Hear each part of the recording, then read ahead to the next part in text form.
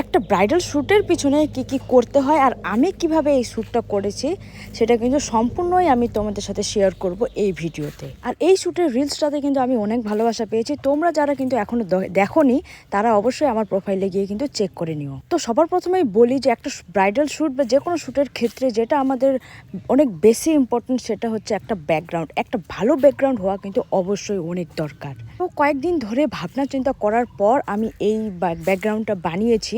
আর এটা কিন্তু আমি শ্যুটের আগের দিন রাতেই রেডি করে রেখেছিলাম, কারণ শ্যুটের দিন এমনিতেও টাইম থাকে না। আর এই ফুলটা কিন্তু ব্যাকগ্রাউন্ডের সামনে লাগিয়ে দিয়েছি যাতে আরও বেশি ভালো লাগে। ফাইনালি আমার ব্যাকগ্রাউন্ড কমপ্লিট হয়ে গেছে। আর এখন আমি সেট করব লাইট, কারণ একটু পরেই আমার মডেল চলে আসবে। তার আগেই আমি সব কিছু রেডি করে রাখছিলাম। ততক্ষণে আমার মডেলও কিন্তু চলে এসেছে আর আমরা কিন্তু রিলস প্র্যাকটিস করছিলাম। আর তোমরা যারা শ্যুট করবে অবশ্যই 2, 3টা 4, 5 মানে রিলস কিন্তু অবশ্যই বানিয়ে রাখবে, কারণ একটা শ্যুটের পেছনে আমরা এত খরচা করি, তো অবশ্যই সেটা তো ওয়াসুল করতে লাগবে, তাই না? তো আমি মেকআপও শুরু করে দিয়েছি, আমার মেকআপ ডান হয়ে গেছে এখানে।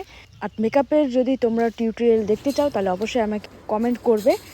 এদিকে ফটোগ্রাফারও চলে এসেছে। আমরা কিছু ইনডোরে শ্যুট করে নেওয়ার পর কিন্তু চলে গেছিলাম আউটডোরে শ্যুটের জন্য। আর আমরা কিভাবে এই শ্যুটটা করেছি তার ফুল বিটিএস ভিডিও কিন্তু তোমরা এখানে পেয়ে যাবে। আমি পুরোটাই দিয়ে দিব কিভাবে আমরা শ্যুটটা করেছি।